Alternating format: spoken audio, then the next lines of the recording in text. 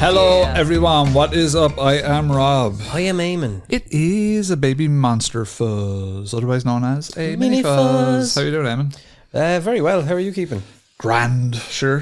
Not too Grand. bad. The weather's nice. It makes Tell you, I had a moment there earlier of like what would it be? Gratitude, thankfulness. Yeah, I was just driving around, Wexford Monday morning, dead quiet. There wasn't much traffic about. Sun was shining. And I was going, do you know what? It's fucking class. Yeah. I was like, actually, it's class. Like, I get it, yeah. I've been working from home and I'm just looking out the window and same, it's yeah. like It's nice. sunshiny.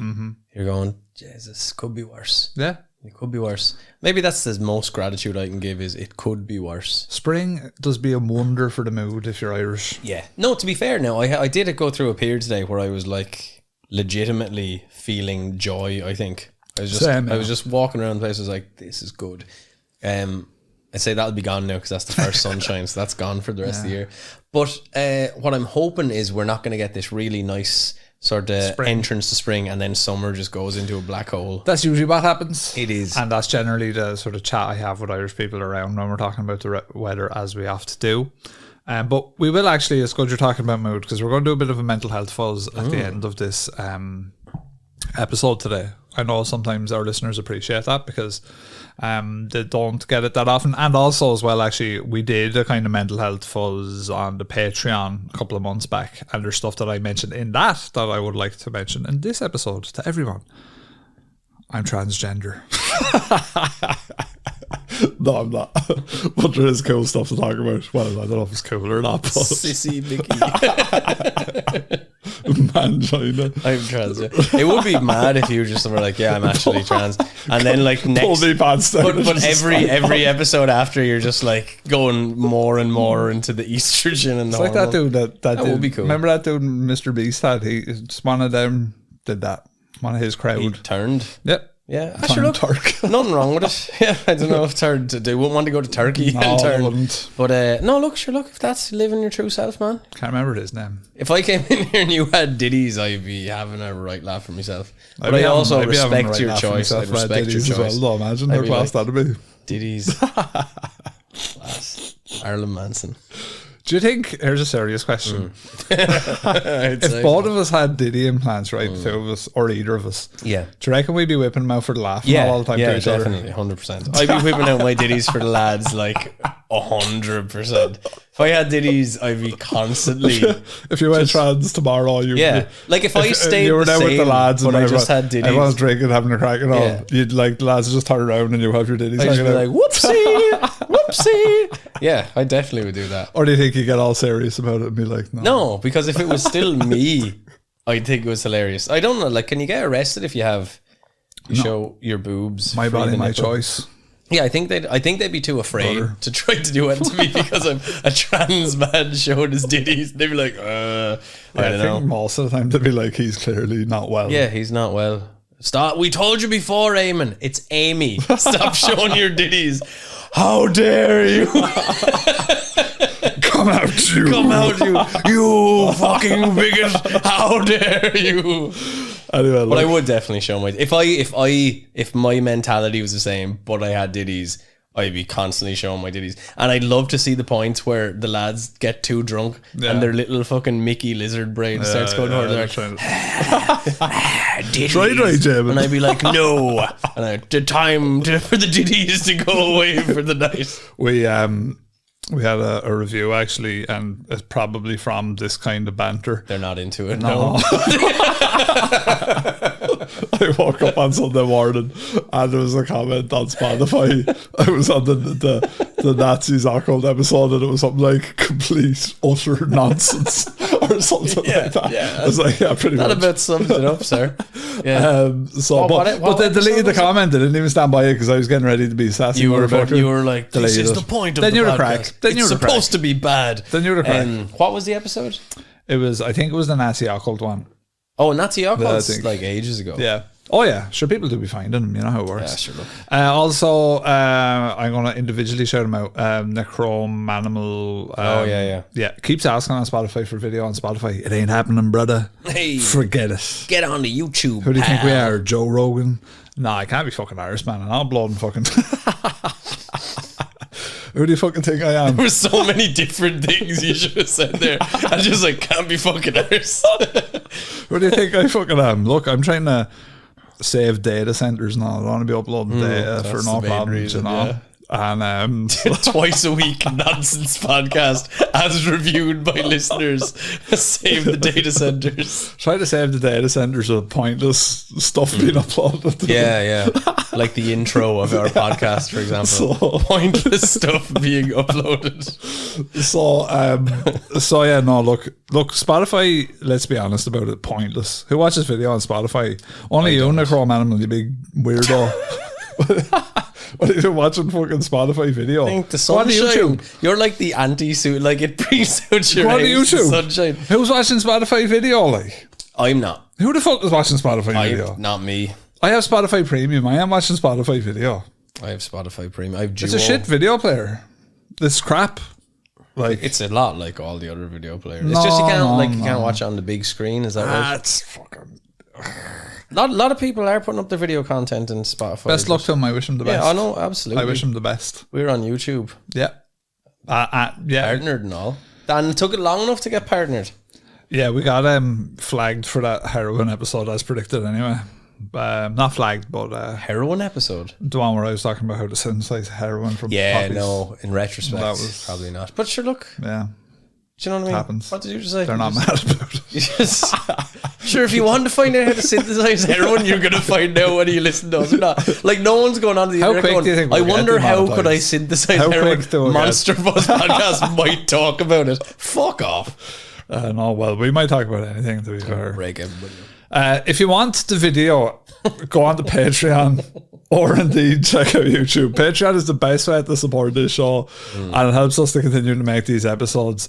Not only does it help us out, but you get things in return, access to our lovely, lovely Discord, like Mr. Necrom Animal. Look at me, Diddy. Necrom Animal, Eamon's pretty soon when Eamon gets his implants in, you're going to get access to free pictures of that. I get fucking novelty sized Diddies. Yeah. I get I actually don't want to encourage our listeners to be doing anything to do with images of you with ditties, actually, because that could backfire. It's too late. It's already the horse is bolted. It's too late.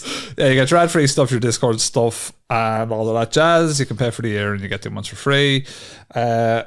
Eamon, if they've got any cryptid encounters, spooky experiences, or maybe they want us to upload the video to Spotify. Do you want to psychoanalyze either of us?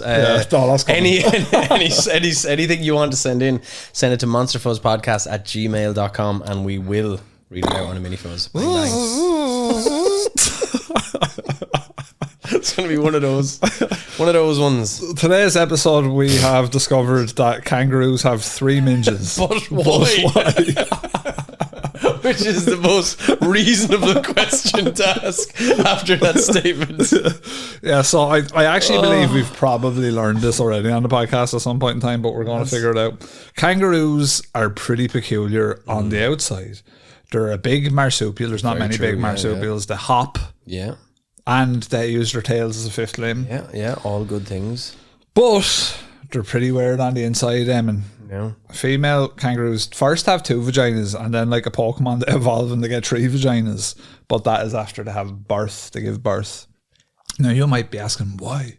Why do they have 3 vaginas? So they have 2 vaginas, and then they give birth through one of the vaginas, and another one pops 3. up. Yeah, another one pops out.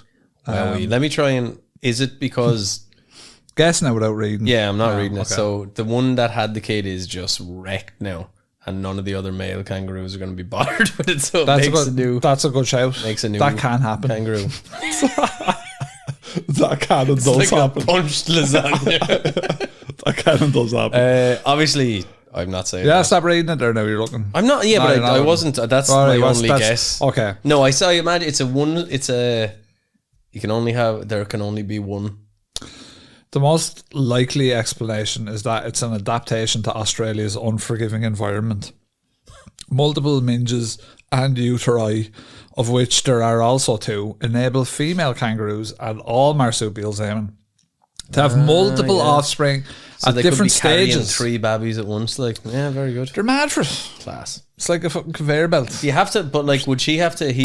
Like, it's the equivalent of slipping out. You're like, you're in the wrong vagina. Get back into the other vagina. Oh no, there's a lot to it. Or it actually, the swimmers. Oh, I'm going to tell you about it. Mother of God, this is incredible. They can have a joey that's still dependent on them, but it's out of the pouch. So right, They can have a Joey that's in the pouch, and they can have one that's in reserve up there waiting to start development. Class. It's holding on to the eggs. It's like a conveyor belt of Joeys. At any time during estrus, a male kangaroo sperm can travel up one of the 2 lateral vaginas. Oh, so it's like a cavern system, like how Loch Ness Monster got into the lake. Yeah, and your man that got stuck upside down in the cavern from last week. He wasn't great. Just like that. Sending teams in there. Yeah, you old Joey's just there. Fucking a lot of Thai school children getting stuck in there and all. Remember that? A load of divers. Yeah. They actually got him out as well. Well, that's why I'm joking about it. Yeah. Well, you did joke about the man who died upside down as well. I didn't know. Nothing is off limits on this podcast. Rest in peace, brother. We're like the song No Limits. Yeah. By 2 Unlimited.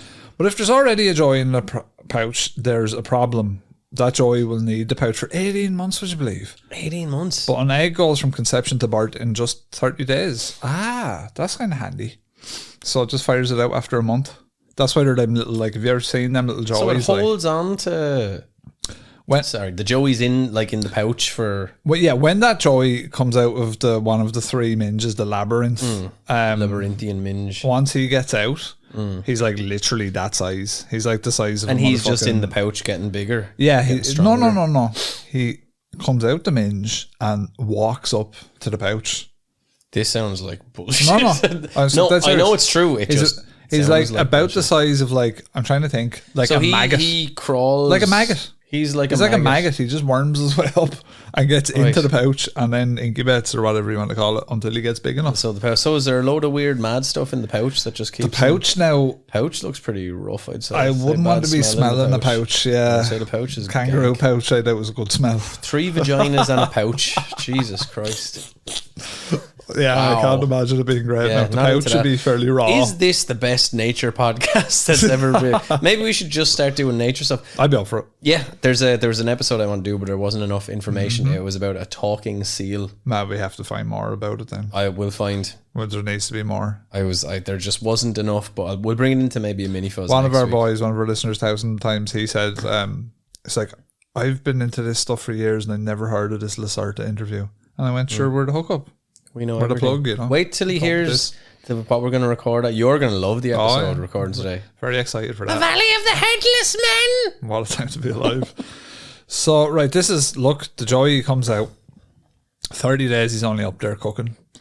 So, the kangaroo's body puts the eggs development on pause. If they're waiting for optimal conditions or maybe for their young to come out, that fertilized egg will just sit waiting, Forrester said.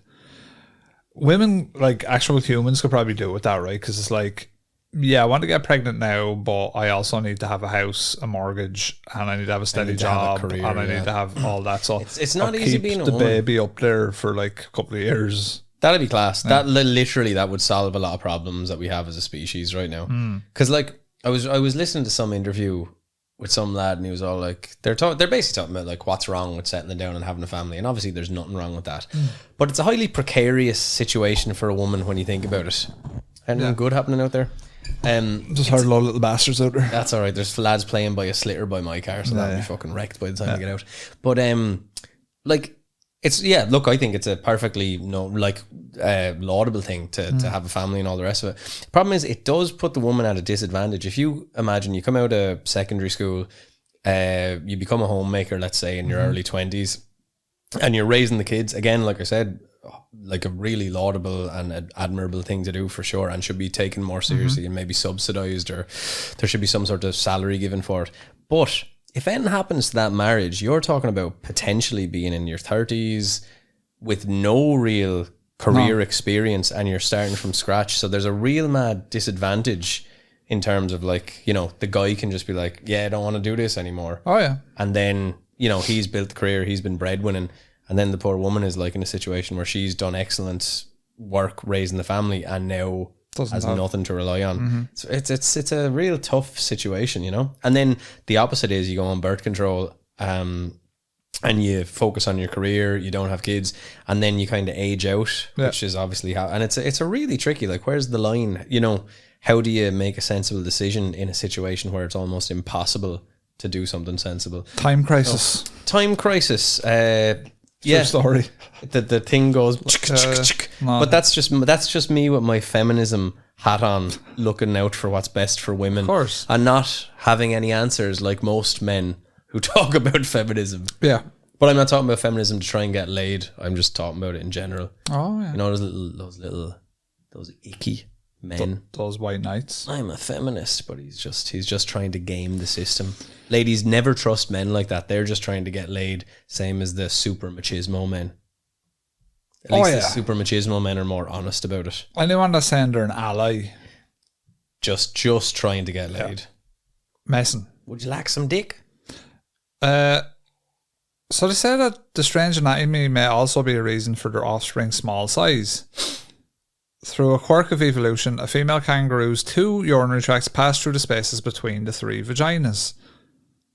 So there you go now. That's all very convoluted, isn't it? I'll tell you one thing. I didn't know about that before we started record this, and I could have done without it. But I'm glad to know that this marsupial has 3 vaginas. As I've said before, the more vaginas, the better. You know? Hole is goal, and kangaroos have plenty of them. It's just a good thing that kangaroos aren't making pornography actively. Well, Because, maybe they are, we don't know. well, that's true, actually. We actually don't know. Yeah. This goes into story with my young daughter, and we go, not sure what to believe. So I went onto Reddit, and I went onto the ghost story subreddit, and I seen this there, and when I put it in, it was only after I had up on my tabs this, and the tab said story with my young daughter, and I was like, that just sounds wrong. Yeah. So if you want to take it away, Eamon. We will. This was by Redditor J'adore to menace. I love to menace. J'adeteste to menace. We had moved into my mother-in-law's home when my daughter was 4 months old. She's now 38. We were a young couple, both 21, living with my best friend in his apartment when we got married. So when our daughter arrived, it was time to move to my mother-in-law's house with a backyard, baby's own room, and help from the mother-in-law. She was a widow who lost her husband when his wife was 2 years old, with a decent-sized house she purchased after her husband passed away. She was still working, while I was also working, and my wife was a stay-at-home mom. Again, look after yourself, look at your options, you know, don't leave yourself in the lurch. About a half year into this arrangement, my daughter started waking up screaming in the middle of the night. Since I was working, my wife got up and tried to comfort her, but it always took more than an hour to comfort our daughter. This went on for 3 or 4 nights straight. Finally, my wife was sleep deprived and frustrated, so she nudged me to get up and comfort the baby. The first night I entered her room, my daughter was standing in her crib crying and looking at a specific corner. I picked her up to soothe her, and no matter what way I turned while rocking her, she kept looking back at that corner. The hairs on the back of my neck were standing up, but eventually she fell asleep. This happened for 2 additional nights, crying and looking at that corner. But the nights after that, she would cry to wake us up, but by the time we got there, she was quiet, yet still looking at the same corner. On reflection, even when we were at the apartment, as a baby, she would look up to the ceiling corner above the change table and babble, like she was talking to someone, but not directly at us when we were changing her. Because she was continuing to wake us up, approaching 2 weeks, we were both tired, so I brought it up to my mother-in-law. She was sleeping in the front room, while both our rooms were in the back. I told her the full story. I guess I was hoping she would share the load of soothing the baby. She said, "Okay, don't worry, I'll deal with this." My mother-in-law is a deeply religious Catholic, never misses Mass, and combined with some of the superstitions from our country, believes in her powers of faith to heal small aches and pains through massage. We don't know where this country is, do we? No, we don't. Right, I was going to say it's not Irish Catholicism anyway. Interestingly enough, after we told her, our daughter didn't cry out anymore, and all of us got great sleep for a week. But here is the thing. My mother-in-law never got up to soothe the baby. The crying just stopped. If it's a Catholic place that is into massages, it has to be like one of the degenerate places like Italy or something. Ah, yeah. That was like... They'd be into that. Yeah. Sexy massage. Vatican massage. Happy ending Vatican massage. I was amazed. So after a couple of weeks, I asked my mother-in-law, what did she do? She simply said that she asked her late husband not to visit the baby because he was scaring her. That was it. That's actually quite nice. My beloved mother-in-law passed away 7 years ago. Having watched her mother-in-law struggle in her home alone with all her health issues, we moved into a bungalow. During COVID, my daughter moved back home and had her grandson. And yet, sometimes my grandson would babble to a specific ceiling corner of the family room when we changed him. And we all say he is talking to his great-grandmother. And even now has a fondness for my mother-in-law's pictures, even though he has never met her. Interesting. That's nice. Yeah, it's kind of similar stuff to what we've heard before at times, right? This kind of idea. Yeah. Yeah, and sure, we talked, I think Anna, when she was on the podcast, talked about my niece and her daughter, and how there was like some person who would sort of, I don't know, got stuck there. We talked about it on that episode. I can't remember what the episode is called. Probably Anna's episode or something. Anna's Spooky Stories. Anna's Spooky Stories, yeah. Search Anna. We need to get Anna back on soon. We have an idea for Anna soon. She's she was just saying, actually, remember we went to see that lady who was talking about Loftus Hall in Ross before? She was just saying she's ordered that book. I think that next Halloween, if we could, I'd like to drive out to that place where the constellation is on Halloween night. See if we can see the stars real nice. We can do that. Maybe see a ghost. And lastly, Loftus Hall is up for sale now again. So again, yeah, they just can't seem to get it right with Loftus. You see, the problem is for people who don't know. Obviously, we did a Loftus Hall episode many moons ago. It was one of our first episodes. Loftus Hall is a haunted house here in Wexford, very famous haunted manor. One of our famous haunted manors, and so even since we've been recording, it was in occupation. Like people had it. It was the Ghost Hunters. They sold it. And I think they were trying to make like a really big, like exquisite, top tier hotel experience. This is it. But it just, geographically, it doesn't really make sense unless you're to turn it into like a resort. Because like you'd have to make it be something that you actually travel for. Because where it is the arsehole of nowhere. Yeah. To be quite honest with you. True. So there's not a whole lot to do outside of, like, you couldn't really stay there for a week, could you? You'd be bored out of your ass, like, fucking hole, like. So it's in turmoil. God love it, poor old Loftus. So maybe will we do a group buy? I think so. We'll all just put our mortgages up and still be like millions less than we need to be. Yeah, but sure, we give it a go. Yeah, we give it a go. So I had a lovely email here on Sunday from Justine. Justine's a long-time listener. The title of the email was New PJs and Autism. So naturally I was intrigued. Good morning. I hope you're both having a wonderful weekend. I am still working through the episodes in chronological order. There's nothing to be gained or lost by listening to us in chronological order, I'll be honest with you. That's true. We actually didn't get any, like... It's actually you're probably actually better listening to the new ones first, and then the older ones are probably better. So go back and listen to them. That's why when I asked him what about the top 5 episodes, it was like, that's what I said to him. I was like, it's good to know anyway that our best years were well and truly behind us. We're like the horse that's about to become the glue. In the words of my granda, if I was a horse, they'd put me down. Do you know what I mean? So, but anyway, move to my. Oh no, where are we? Here. I hope you're having a wonderful weekend. I'm still working through episodes. If you have read out, responded to my last email, borderline personality disorder on the podcast, I haven't heard it yet. Oh well, that'll be a surprise, as I'm currently on the episode where Eamon turns 40. Happy birthday, you big ass dinosaur. You fucking dinosaur. Yeah. Thank you. So she's up to date, really. Like that's only a while ago. 6 months. Yeah. No, what is it? April, not even October, November, December. Yeah, 6-7 months. She says she loves dinosaurs and that she's joking. I've really gotten into them since having a child. Yeah, that'll do it for you. Dinosaurs are class. She has a plesiosaur tattoo now, shouts out, which my 2.5-year-old gets a real kick out of. For the record, I do know that plesiosaurs aren't dinosaurs. They are marine reptiles. This is true. Try telling my son that though.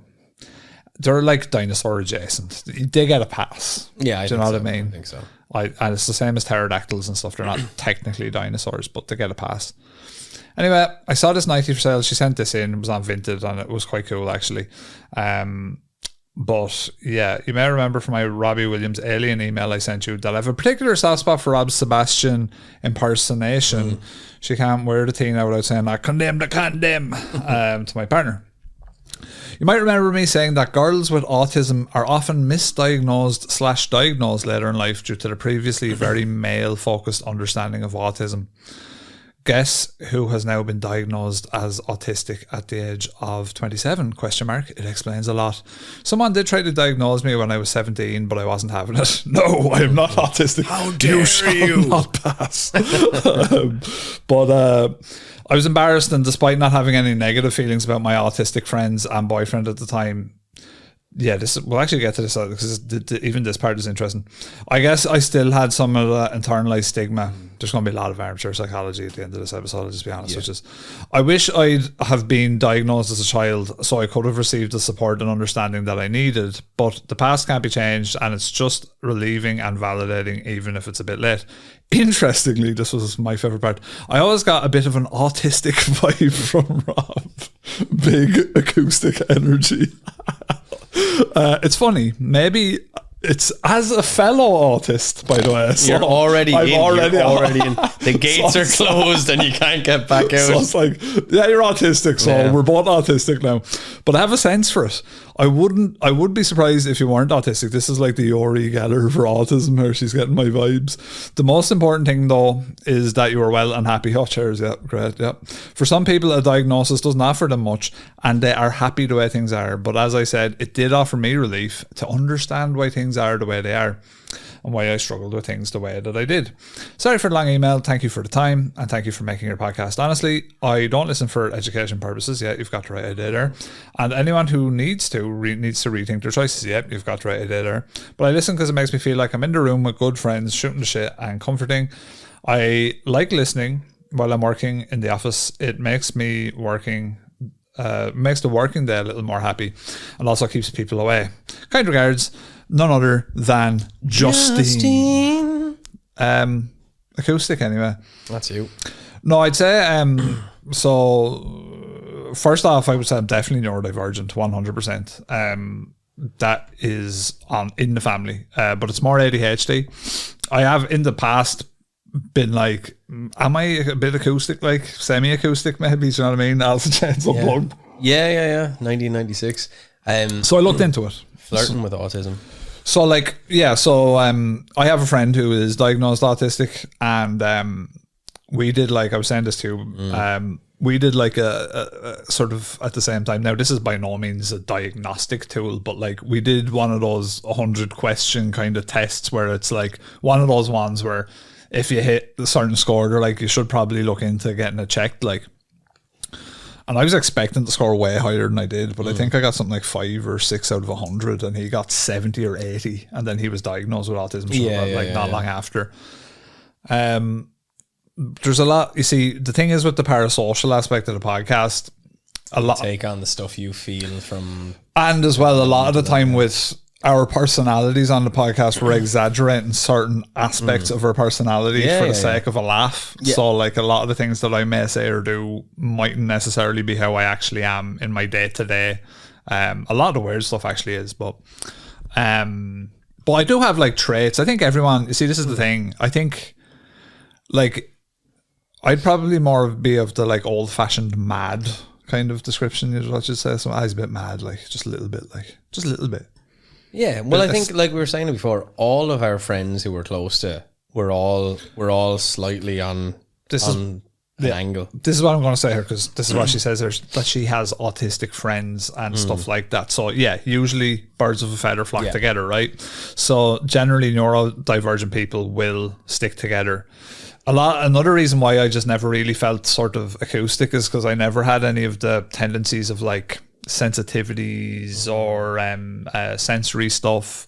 I don't have any of that type of stuff. I do have traits of it, like I don't like people, maybe I like being on my own, but like again, these are traits of a bigger thing that can have a myriad and a load of different things. The two of us are kind of introverted. Well, we're a weird sort of introverted extroverted, like it's a strange thing.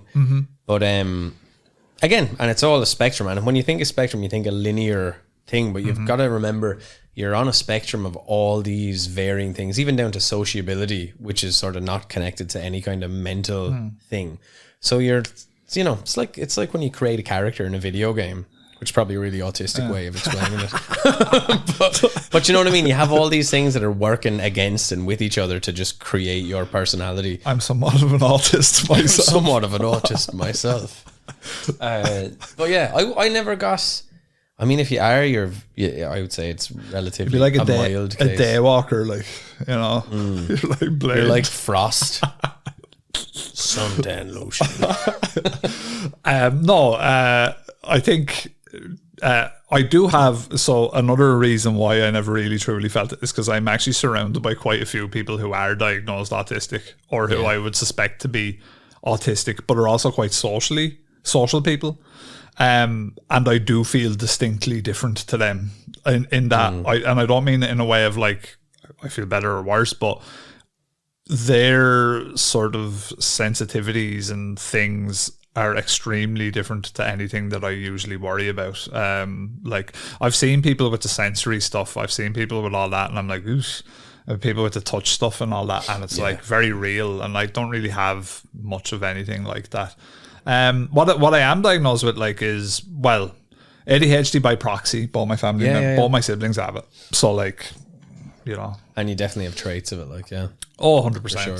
But, like, I don't like it. This is one of those things, like, I hate self-diagnosing, and it's because it's like, especially with things like ADHD, because every motherfucker says they have it nowadays, and you're just like, ugh, you know. Well, like, again, like I said, they're all on, you know, spectrum, so like we probably all do have speckles of it, and then you have people who are like severely ADHD, you know, can't stop. I was watching some interesting stuff with like the soft white underbelly with a fella who had schizophrenia, and he was explaining it, and just the way that, like, when he was saying, did you have any, like, you know, you're schizophrenic when you were having this delusion, were you aware on some level that this could be my delusion? And even though logically it makes sense, that's sort of the part that makes it the illness, is that you can't differentiate, even though you know there's some part of you, not even some part of you, but you have recognized in the past that this isn't real, if you like. But you can't stop yourself when you're in that flare up. Let's go. Yeah, which is that's actually a good segue. So like back a couple of months ago now on Patreon, I kind of talked about this stuff because I was kind of going through some stuff, and I was like. Yeah, I didn't want to talk about it on the main feed because at the time I felt better, but at the same time I didn't want to do a thing where I was like, oh, I've done this for 3 months and I feel great. But I think now it's been probably about 6 months, and I can talk about it. And the only reason that we do talk about this kind of stuff on this podcast is because we've had good feedback about it in the past. It's something that people enjoys to hear from us when we do talk about it. You know, and you'll get into your stuff now, but because we both have our own stories with this stuff, it would have been nice, I think, for us to listen to something that was, you know, joking around and jovial, but also it's kind of like having a conversation with your buddies. You have the part that's fun and dicking around and informative or whatever, and then, you know, you get a little bit deeper at times, or even just not even deep, but just communicating feelings and stuff. And a lot of the decisions that I made at the time, like, no one really knows. So it's actually this would be the first time like this, like, public information. So if you're someone that knows me personally, of which there are probably quite a few that listen to this podcast, it's one of those things where, for me personally, and I'll talk about the stories, like, I didn't ever feel like it was something that I needed to really address with people, because I felt like I had it on my own, and I did. So yeah, basically what was happening was, it was like last winter we were getting into, again, this Irish winter is getting in, and you're like, oh my god.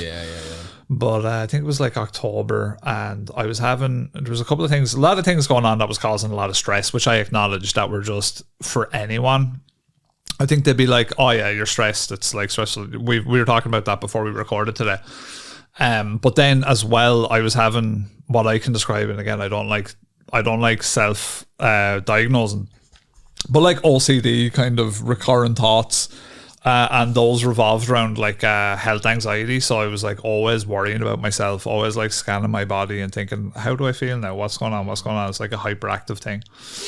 And so that was happening all the fucking time, and I was getting to a point where I was getting fed up of it. And I didn't care, and I'd come and go maybe or whatever, but it was getting to a point where I was getting fed up of it. And I think personally it was my body's response to the stress. Like my body, I think when I'm really stressed, I think my body starts to manifest physically, because I can tune it out mentally quite well.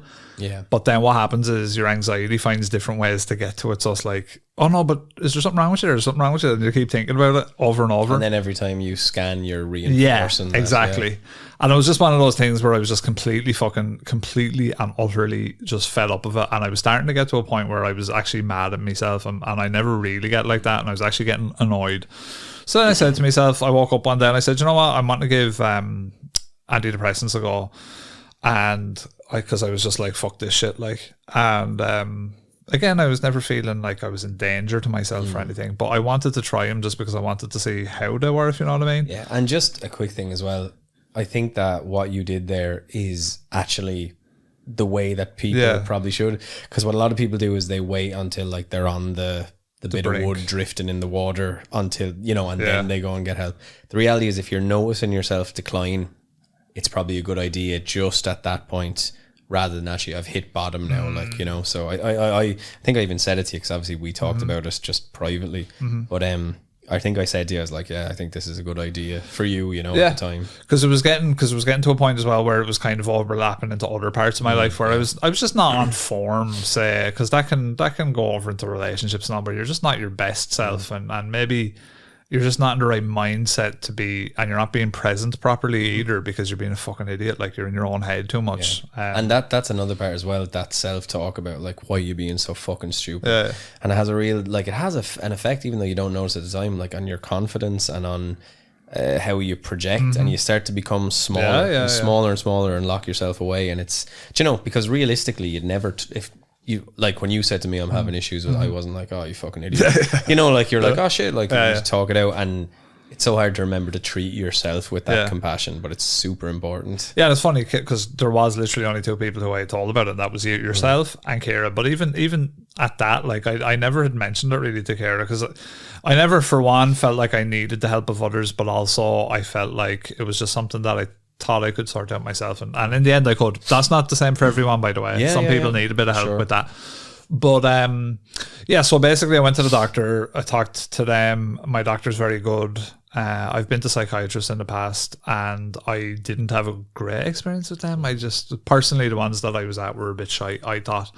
But she was like Lexapro, escitalopram, which I had read about as well for health anxiety was supposed to be really good, and also for OCD supposed to be really good. But again, I'm not diagnosed with OCD, so I was like, okay, whatever. I do know I have anxiety, and I have been diagnosed with it as with depression. But so anyway, I took them, and this is a great thing that you said there about when you take them and you're too late to take them, and you're like in the weeds and you're, you know, lost at sea. That's I can only imagine how hard that must be mentally to do that, because the side effects are rough for the first week or two.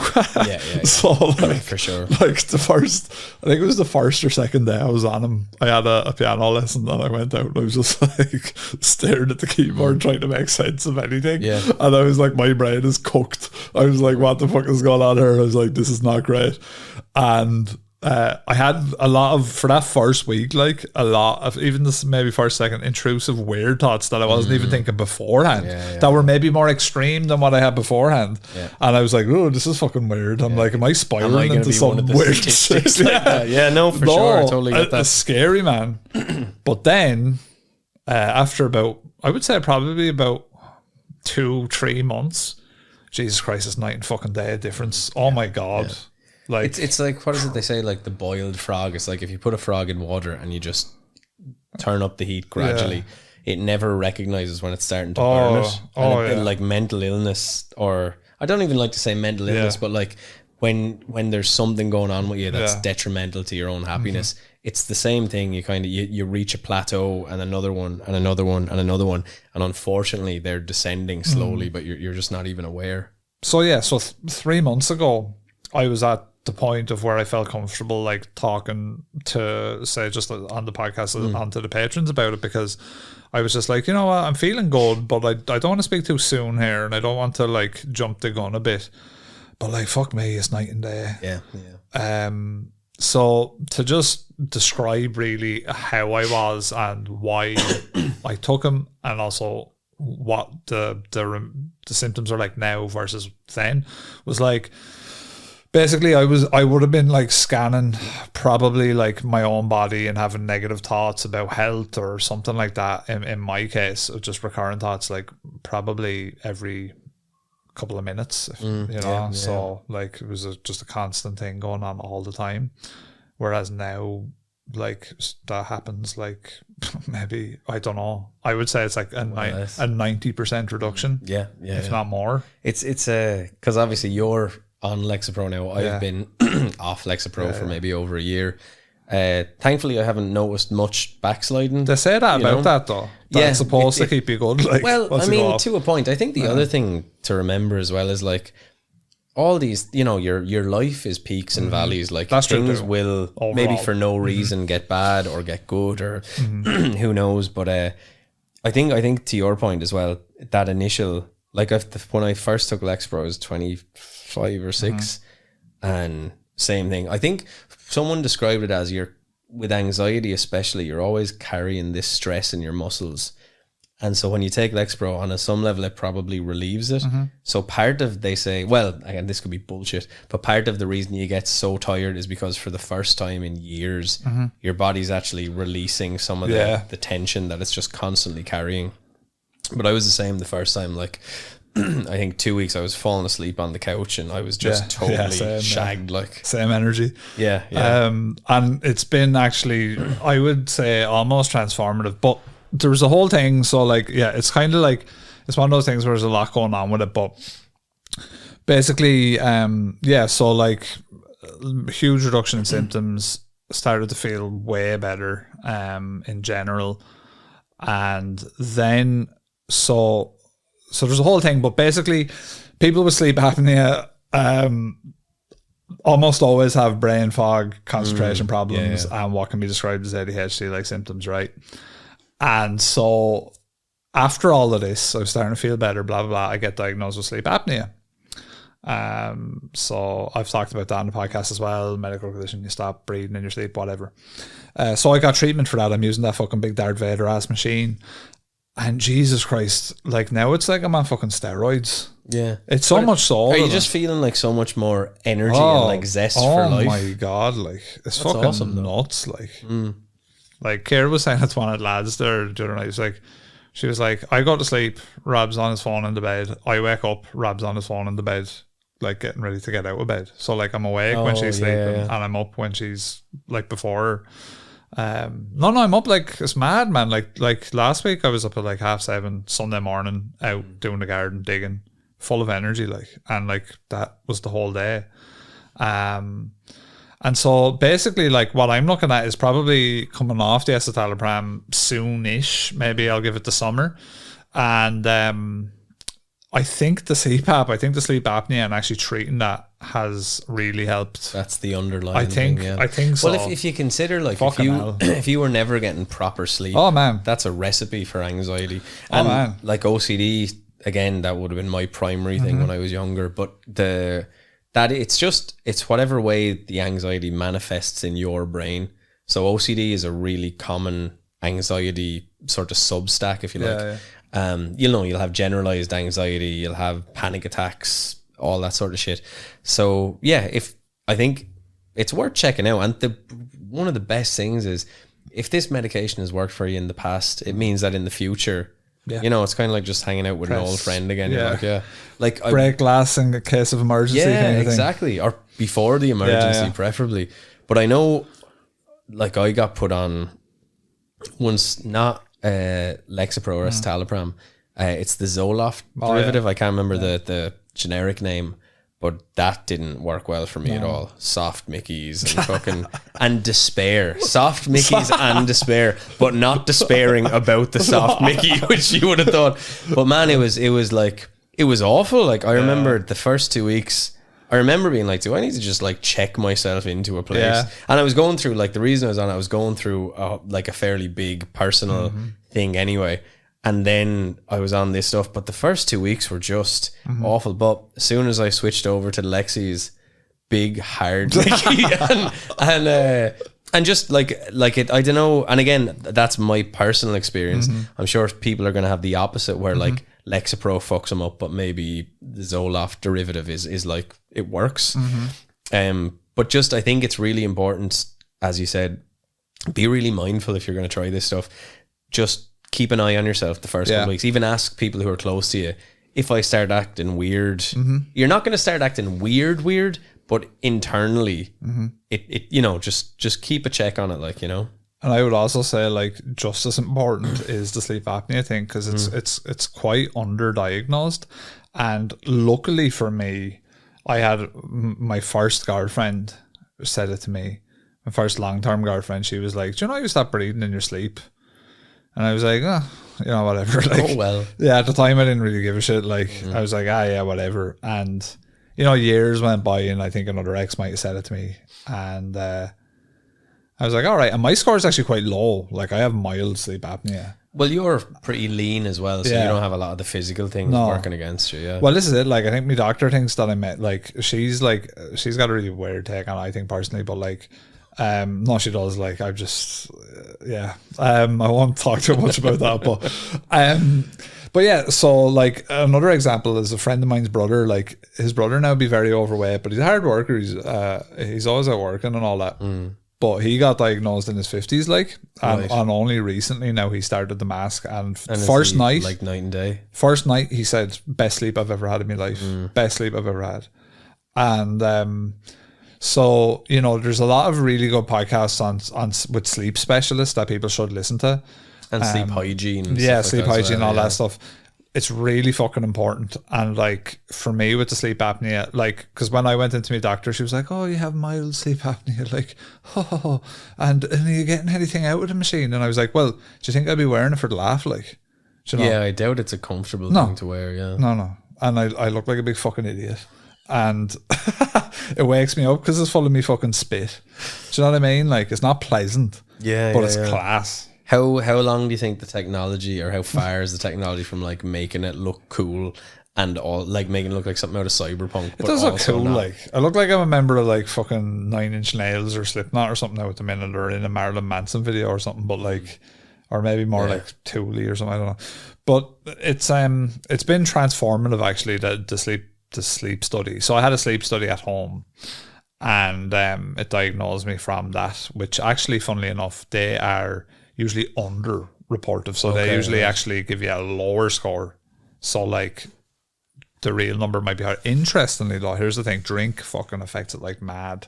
And when it affects your sleep, is sleep apnea. Okay, right. When I'm drinking, like my score goes like 2.5 times its usual score. Yeah, I'd say so. Which makes sense, because I nearly fucking died in Japan. Like, I was so jet lagged. I was drinking every night. This was before I was diagnosed. I was drinking Gaijin Killer every night going to this class. Gaijin Killer. And I was sleeping fuck all. I was wrecked. I was walking 25k steps a day. Yeah. So your body's just destroyed. By the time we went down to fucking Fuji, I was dead. I've never been as tired in my life. I was literally sitting in the back of a bus in Japan, like dead, just trying not to man spread because the Asians wouldn't be mad about it. And yeah, no, man, it's been super important for me to sleep stuff has, and like so there's a lot of things that have changed for me personally. I'll go to sleep way earlier. I'm tired naturally. I was never tired naturally. I was always a night owl, and I was never tired naturally. So like, I would stay up, which is kind of counterproductive. People say with sleep apnea, you should be falling asleep in the middle of the day and all this shit. But I'd be wired. And I don't know whether I'm just high on cortisol or something. I was going to say, part of the anxiety, the adrenaline and cortisol. Am I in trouble? Is my heart okay? Just keeping you awake till 2 a.m. Like. Well, that's apparently a side effect, is that your body starts, because when you wake up in your sleep, so what happens for people that don't know what sleep apnea is, medically, your body, so you stop breathing and your heart jolts basically, and your blood oxygen gets fucked up. So what starts to happen is your body starts to go into fight or flight every time you wake up, because it views it as a threat. So now your body thinks sleeping is a fucking threat. So now it's trying. So now you're a night owl. Like, yeah. And I felt like, I was always a night owl. I actually really enjoyed the night, and blah blah blah. I've said it probably on this podcast many times over the 5 years we've done it. Now I'm a motherfucking morning person. Like I go to bed now early. You're probably getting more into a circadian rhythm. Oh, absolutely. Because I'm noticing myself, and I think part of it is like the way the sun rises in through our bedroom is like 7:30 in the morning. I'm going, okay, yeah, time to get up. Now I'm not quite there with the nighttime sleeping, but you know, it is what it is. But yeah, no, I think it's probably really healthy for you. I hated it at first because I didn't like getting up early. Yeah, I was like, oh fuck, I hate this shit. Now I love it. Like for example, like last Wednesday, I think I had these episodes like went to bed at like 12 o'clock last after we recorded. I was fucking nearly falling asleep. You were wrecked at the end of last week. Yeah. Bed. I think I had them edited and uploaded by like 10 o'clock. The next day? Yeah, the next morning. Wow. So yeah, the changes have been great, and I attribute them to both Lexapro, which has been amazing, and also the CPAP machine. Oxygen, which has been fantastic. But like cognitively, even I've just been way sort of clearer, a little bit more scatterbrained. I don't know what that's about. I think the ADHD now is getting more refined. Or the ADHD is taking on the oxygen. Yeah, I don't know what's going on there, but everything else is great. Like I'm it's night and day. And I think as well, like we've had a couple of good episodes lately where we've had real good crack and good laughs, and I think that's actually because of my mood as well has helped. Like I think to just have the banter and to just be a bit more present and have the crack. Yeah, like you need to be on point to do that. In the early days it was quite easy because we were in lockdown and there was nothing else to do, so your body was craving some kind of social and you're having the crack and it's good fun. But yeah, so like the reason I talked about it is because, well, for one, you know, we do know that people appreciate the mental health stuff we get. That's actually the most valuable feedback to us. There's been times in the past with this podcast where we've had some really sweet and genuine nice messages from people about that sort of thing. And that's the most rewarding thing for us. Like, we're not doing it to be rich because we're not rich. So no, and as Gwen, a big thing for me is like, there's been many times in my life, not so much as I get older, thanks be to Christ, but I'm sure, you know, that could be different for a lot of people, where I've been just trying to find something to make me feel better as you're going through, you know, your mental, whatever you're going through. And it's very isolating and very lonely. And while you may have people to talk about it with, you're still ultimately left by yourself at some point trying to deal with it. So even if it's just a slight reprieve for like an hour or whatever, I think sometimes to listen to people who are just trying to be honest about how they feel, I would have found invaluable and have found invaluable with different podcasts in the past.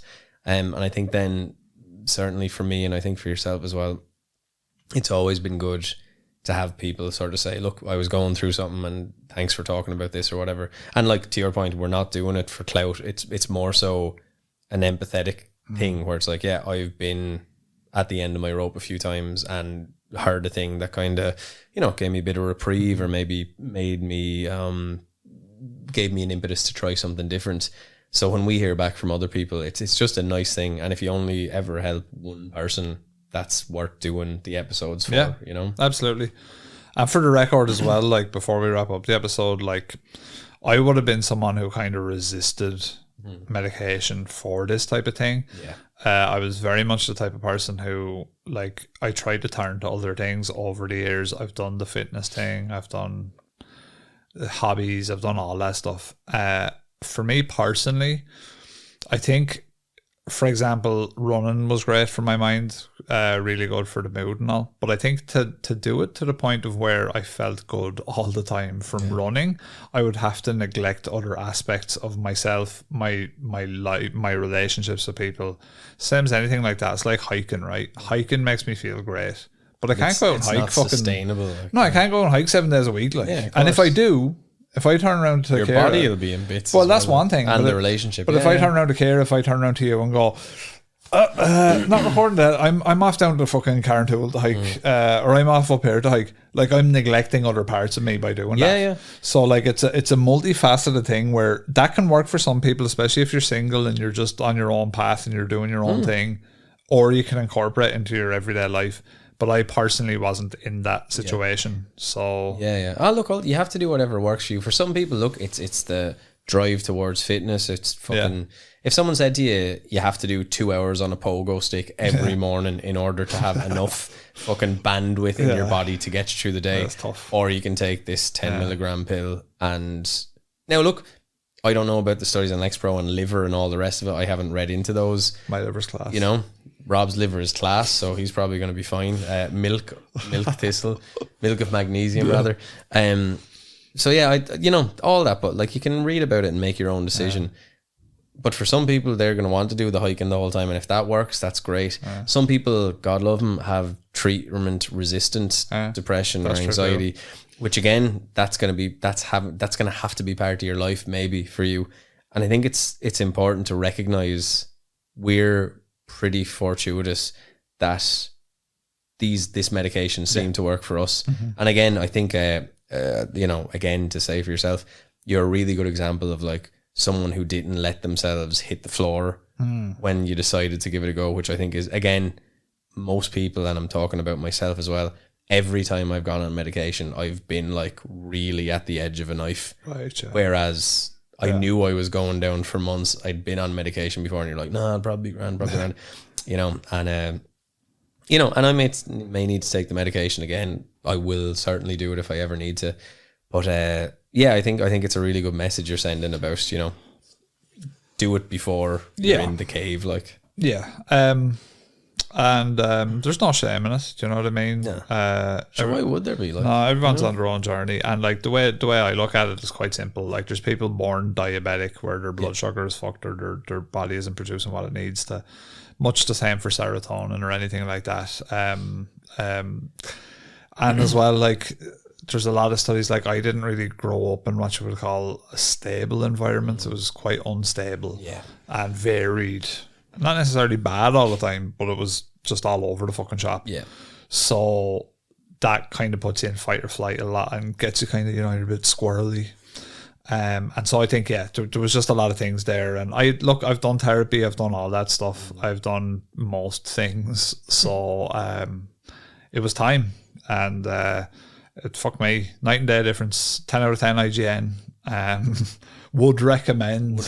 Yeah. No, honestly, like, and I wouldn't say that unless I meant it. And generally, that's how I am as a person. Like, well, no, it's not actually. I'll say anything for the laugh, but no, I do. This episode is brought to you by Lexapro. It's all a joke. Big Pharma. But no, you're totally right. And again, that's not to say that people aren't going to have bad reactions. Like I talked about my little issues with the other things, soft Mickey sad face, like.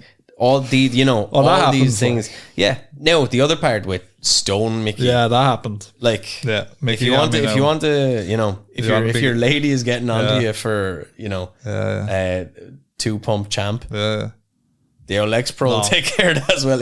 It's versatile in its application. That's for sure. But no, that's been the crack. And like my personal intention is I'll probably give it the summer and I might go off it then because I'm feeling the CPAP is really doing the number on me. And that was always a little something to touch on just before I go, is that like I always felt personally like when I used to wake up I'd feel like fucking shit for like hours and I'd go into school and I'd be just sitting there in the chair going like, ugh, I fucking hate this, and like really fuzzy brain and just not wanting to focus on anything.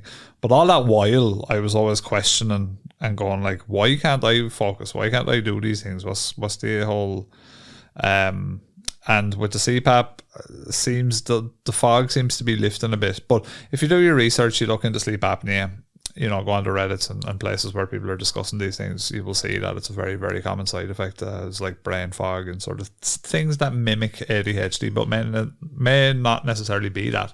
So we'll see over time. But that was that. We don't really go into this stuff super often. It's a podcast about monsters. Bog monsters and muckmen. So I just thought it'd be a good time to talk about it now because like I said, we put out that Patreon 2 or 3 months ago and I feel better again. It's fucking nuts. I'm just like... I'm curious because obviously the vitamin D and the weather has been quite good recently. And that must have some sort of a... It does, yeah. thing. Now, again, I'm not negating that everything's working for you, of course. But I wonder, I think I might, even next year, as the darkness descends, just trying to put more effort into vitamin D. And, I do. Now, to be fair, I do. What you need to do is take a picture of your fucking garden in the spring and just hang it on the wall and just look at it and go... Just looking at not long now. Not long now. No, but it's true. There's a lot to that too. Yeah. My sleep changes and all that happened before that. just before the sun. So that's true. You were finding and it's just an added level up to it now. Now it helps. Yeah. Now it helps in terms of productivity that there's the sun out, because it means that I can actually get up and kind of do stuff. Yeah. Getting up in the dark is not the greatest, but no, for the last probably month and a half, nearly 2 months, I've been getting up super early now. But it's great. The circadian rhythm is in check. Everything's in check. And we'll leave it there, I suppose. Actually, before we go, Love on the Spectrum, talking about autism. Oh, fuck. We need to talk about that. Yeah. You watched season 3. I watched season 3. Yes. I was saying, like, it's very difficult not to have your heart warmed when you're watching that show. Heartwarming out. I was making a joke earlier where I was like, it's a really good sort of like, here's a depiction of what these people do, but you sort of have a sense that there's an underlying current, however quite, just like, look at these fucking freaks, That's your sinister brain. That is my evil sinister brain. That's my evil sinister pessimistic cynical brain. Evil's Shane Gillis made a similar joke, by the way, and the poor old Love on the Spectrum cast were very upset with him. Yeah, well, me and Shane Gillis, 2 peas in a pod. No, but I think I would stand by that remark though. At the same time, I don't think so. I think it depends on the lens you're looking at it through. I think it's presented in a fair way. I think I do agree with that. I think possibly what it might be is that we've grown up with so many exploitative, like fucking, benefit city and all that shit, that you have this inbuilt kind of, exactly. So there could I'll concede that it could be on my own, but again, it's because of all the stuff you've seen. But I will say it's very hard not to just smile at various points. Poor old Danny, when her and Adan broke up. Because he didn't believe in sex before marriage. She was on what, man? Bones. That was a sad moment. That was a sad. Her care was bawling. Yeah, that was pretty sad. That was sad. But then it made up for it when, like, Connor got his first kiss. Yeah, and you could see his whole body, his whole like endocrine system just trying to like figure out. Well, Connor's the dude. Like. Connor is the dude. I love the way that he's talking and then he goes like this. It's my favorite. Or James the dude. Yeah, he's James is the man. Actually, no, I'm doing the impression, so that's probably not cool. You're but I do. I think it's great. I love the I was about to say the tea girl, but that's a different thing altogether. The girl who loves the tea train. In Boston, isn't it? Yeah, we were talking about this before. So like, trains is like the canary in the coal mine for autism. Yeah. Trains and anime. Yeah, no, I did research about this because I was very curious. The curious mind that I have, perhaps autistic. I went and I looked. I was like, why do people with autism, like, why are they so mad in the trains? And apparently, like, even when they're children, super young, like, playing with wheels is like a canary in the coal mine for autism. And what is it to do with some sort of like how things work, or do they know? I don't know. The train thing is because trains are predictable. They're generally on a schedule. And Thomas the Tank Engine is a big one, because Thomas the Tank Engine is all very linear.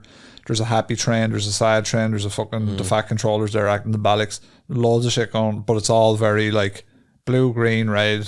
Yeah. Everything is very organized. The tracks go the way the tracks go. You can switch them, but it's all very... Yeah, it's engineering. It's like I don't know how all the sum of or the parts. why, but it is a thing where it is funny, because like anime seems to be huge, and animation a pretty big thing as well. That's because all the Japanese are autistic, man. Well, that is an island of autism. So we're going. Yeah, I've said that. I'm going to double down and give you another example of Japanese autism. So when I think it was the Dutch. When they first went to Japan, and they're known to be a kind of a bipolar nation. Yeah, I think Dutch, it was when they first got there, they seen all these motherfuckers doing bonsai, right? And like the sort of attitude that they had was they couldn't understand how people could get so obsessed and into something so insignificant and sort of on paper so trivial. Yes, this hyper fascination, which I think Japan has actually put on us now. Like, and I think the likes of Pokemon, the likes of all these things. Well, Pokemon apparently, and they said it in the show. Pokemon was like another canary by an autistic guy, right? Canary in the coal mine. I don't know whether. Well, I think Pokemon's so popular. Yeah. But then the other thing is, here's a question, right? So I would tend to agree with your synopsis that like Japan has like a higher sort mad of into order, mad into not touching each other, mad into like. But do you think then? like, and obviously I know autism is a medically diagnosed thing, but I'm curious into cultural. Yeah, true. Do you know what I mean? True. No, you're right. That is actually interesting. That's actually fascinating to be like, are there cultures that are more, they're habitually are more sort more of neurodivergent? Yeah. So like if a Japanese person, Western culture, say for example, a Japanese person just moved to Ireland a week ago, and they immediately go to the psychiatrist and they go, just want to get checked out. And they say like all their stuff. Or are there mental health archetypes that are more suited to each different culture? I would imagine so. Or Like alcoholism closer and to- Ireland historically has been a big one. And again, we're Is colonized alcoholism a nation. mental health trait though? It's like It's definitely some sort of a. Well, I think alcoholism probably because depression. I'd say depression, arguably, but also like now they're seeing addiction as more of a spider web. It's not like you're just addicted to alcohol, but you're like, I'm all right for the sex addiction. I'll just take the. It's trying to either numb or feel, or feel a certain way that you don't feel ordinarily. I think a lot of times addictions can actually just be habitual escapes from boredom. You know, and I think a lot of times people, maybe not that you shouldn't get into the depths with it, but I do think that's part of it. Like I've been noticing myself, I'm kind of not drinking for the next little while, but once you get over the first couple of days, you're like, actually, this is fine. It's a habit. Yeah, and even with cigarettes, it'd be the same. Like I would be able to smoke a cigarette a day without getting madly addicted to cigarettes. Modern marvel. I'm a modern Marvel. That's me, Miss Marvel, showing my ditties to the boys. But it's a funny thing, and it's funny then how there's people I know, because I'm not saying any of this to be like, oh look at me, I'm class, but there's people I know then who, if they do have a cigarette, like they have to keep smoking. Oh, mate. Yeah, you were saying like, and it's, I think so. There's an element of probably brain chemistry, habit, culture, and all these things are probably like in a Venn diagram going together to kind of create all this stuff. But it's kind of fascinating. Man's very interesting. I'm trying to think, is there any other cool love on the spectrum? I was looking at it and I was like, Tanner lives with the two Down syndrome dudes, and part of me was just like, man, I wish I was fucking Down syndrome. Yeah. Like, boys are having a great time. The highlight was like, Tanner was like, what are you doing today, man? And he was just like wrapping cheese around chicken nugget. Yeah. And he's absolutely right. And I was like, and you could see he's like, Tanner better not ask me for any of this cheesy chicken nuggets because I would break them up. I was like, class. Imagine. Do you know what I mean? That's, I'm happy is a bit of pig and shit. But there is like, there is a thing about that, isn't there? Like I remember a friend of mine, delighted with cheese and but his brother's Down syndrome, or a friend of his, some sort of thing like that.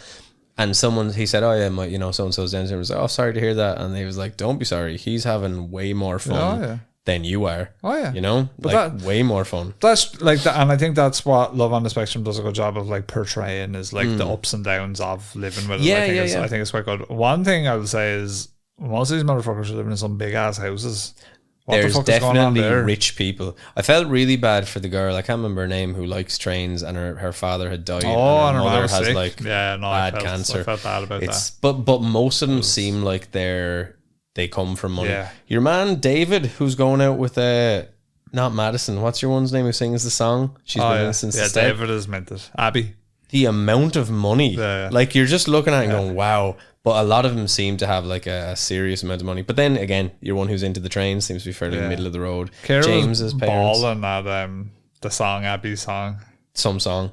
It's some song though. I only heard that yesterday and I was like, this is legitimately good. Even as we were recording it, my sister sent me that and she was like, it's on Spotify now, by the way. It's going to get 1 billion listens. She's going to do better than Gangnam Style.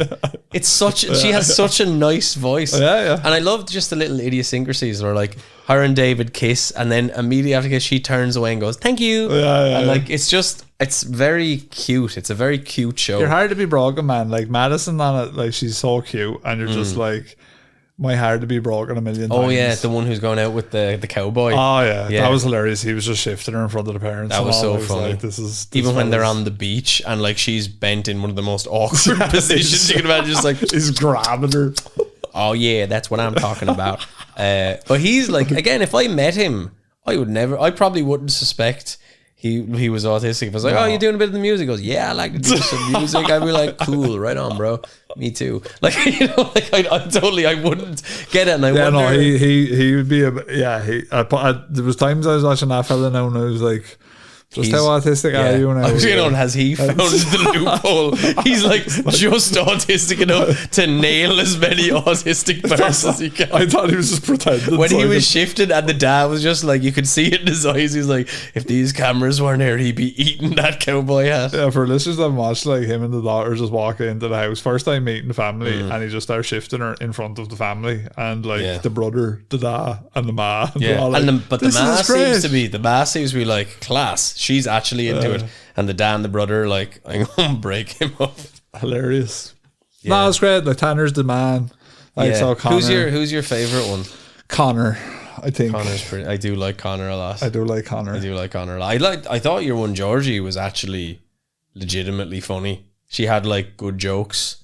I was like, was Georgie again? The one that he kissed on the cheek. Georgie was good. Yeah, I was like, funny. This girl is Georgie had a cool. sense of humor. This girl's fucking. I want to hang out with Georgie. She's like fun. Georgie was cool. And then obviously James has his girlfriend. James, now. I've said that before. I'd like James is like on his Instagram now.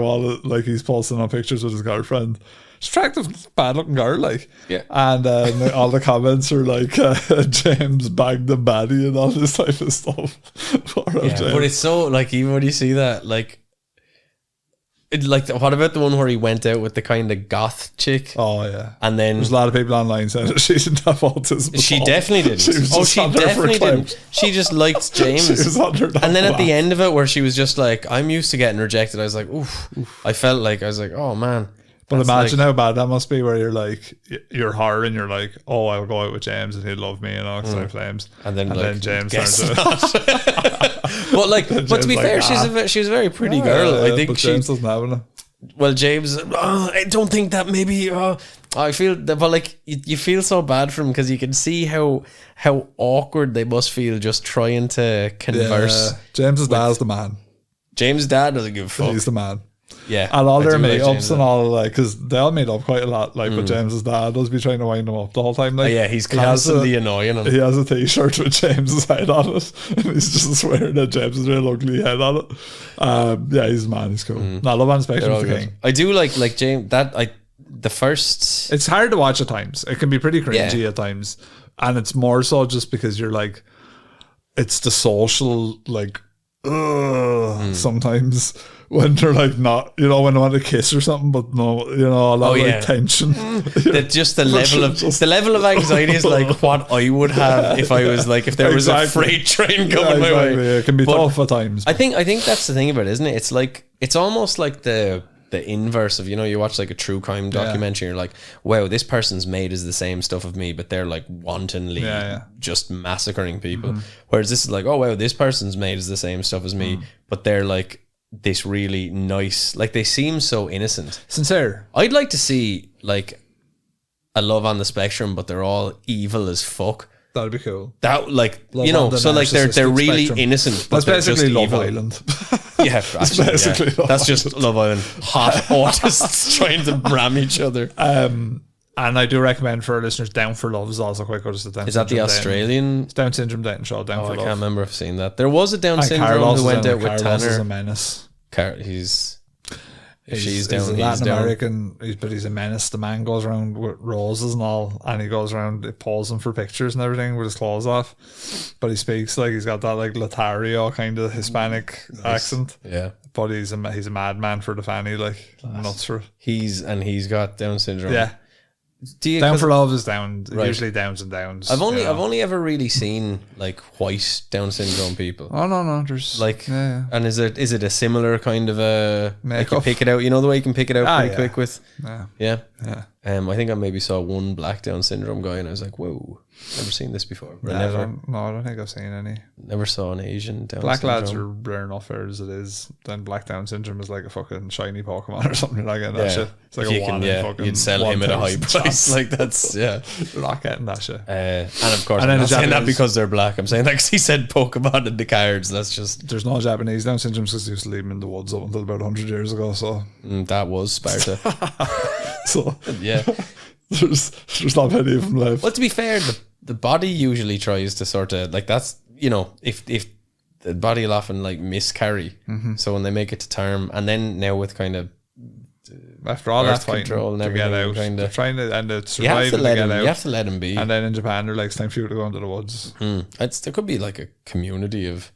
They'd be like the hardest people in Japan as well. Down syndrome people are super strong, aren't they? Like compared to regular folk, they're meant to be much stronger. A friend of mine, this is a true story, was going up Tenniscourt on the bus one time, and he used to get the special bus up, and the bus broke down on the side of the road, and one of the Down syndrome kids got out and pulled the bus up Tenniscourt. True story. Like a strongman. Yeah. They should start letting them go into strongman contests. We'll call him sometime on the pod if you want, and he can tell a story. What are the initials of this friend? AN. All right. Say no more, fam. It's a true story.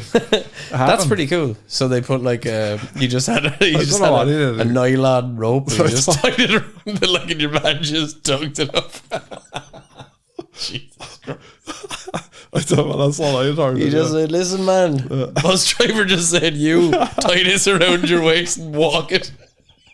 What the fuck happened? It's so sorry, man.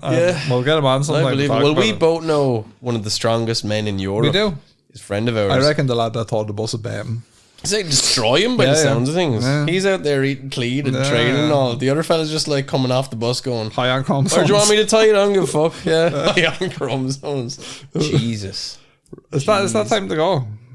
It should be. Yeah, it's a good long episode you got today, lads. You got a bit of everything, to be honest. To be fair, yeah, we've been insensitive. We've talked about mental health. Full circle. Rob has autism. I'm autistic. But can he bring a bus to New Ross?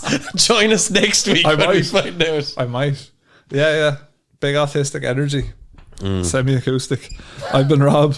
I'm Eamon. Master Fuzz, over and out.